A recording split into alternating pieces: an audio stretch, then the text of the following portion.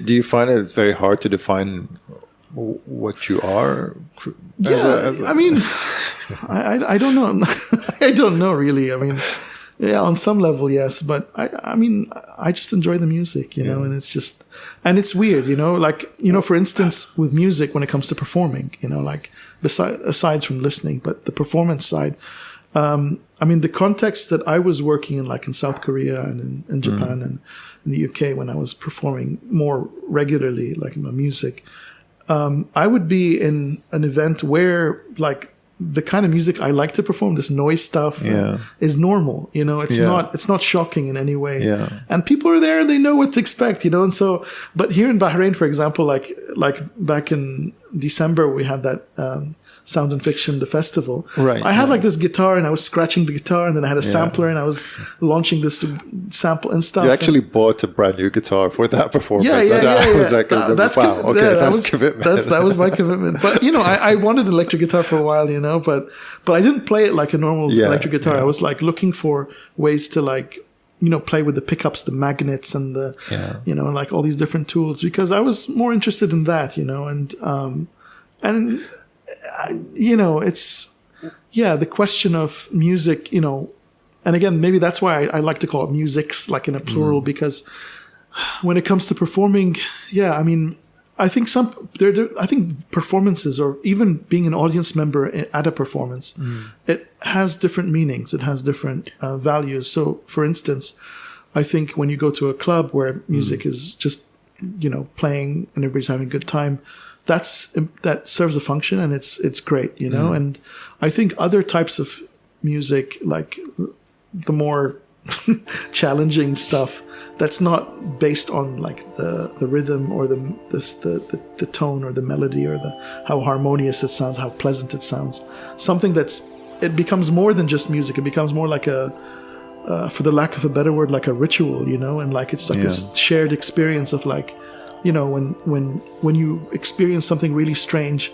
I wouldn't call it strange in a like I don't mean to like bizarre, but I'm talking about something really special where, you know, when you ask a person who had been at this performance, like, what was that performance about? And they would say, I don't know, but you know, but it was engage them, or it makes you think, like, what is music? What was that thing? And it's nice because for me as a performer, or if I was even in the audience experiencing that kind of performance, I'd feel happy because I feel like I shared this very special kind of moment with these people, with everyone else, and it's one of those really special kind of experiences. So I think the shared, and that's one of those things that live, like the streaming stuff, can't do. You know, I think this liveness is really important, but I think on the talking about noise music, has there been a history of it here? Can you trace it back to any kind of movement or beginning? I mean, or is it still really in its early days, infancy here in the region as a whole, and there's future for it? I mean, in different parts of the region, there's many really great artists who are doing stuff like this. Like, to be honest, like with noise music or experimental music, my earliest memory was the Ilham Art Festival and what you did as a performance with Steve Miketon, who was visiting for the Ilham Festival. That was 2008 or 9? That was 2009. That was my earliest experience with that. Or was that 2000? That was 2010, actually. Probably. It was the last one, I think. It was 2010. Yeah. I mean, that was kind of a really spur of the moment thing, and we were kind of laughing about it.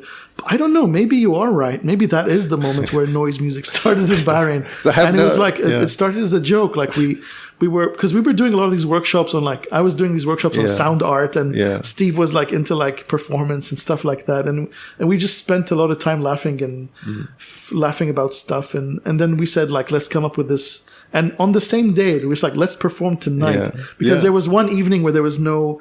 There was a slot. There was an empty slot. And Steve was like, why don't we just do a performance? I said, let's do a performance.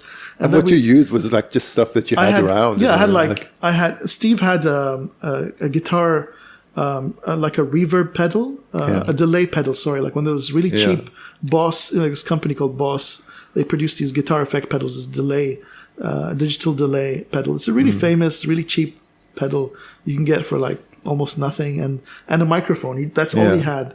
And I had my laptop and I had all these noises. I'm like, okay, let's just let's be as noisy as possible. And so we came up with this fake band name. We call ourselves the Midnight Suns. Right. Yeah. I remember and you were also in on it, because before the performance started, you're like, ladies and gentlemen, we have this performance by and you gave this like fake biography of this band, that doesn't exist, and it was fun, But at the same time, I remember the audience was kind of weirded out. Like, what is this? I mean, if I was to describe it, Steve was like doing it with just doing these. He was just rambling into his pedal with his head down the whole time. He's like, I was on the floor. Yeah, he's looking at the floor, and I was like staring at the computer screen. You looked like you were fixing something on the. Yeah, I was like constantly fixing because I didn't know what to do, so I'm just adding more and more sounds and we didn't have a desk, and so what we did was we took two baby.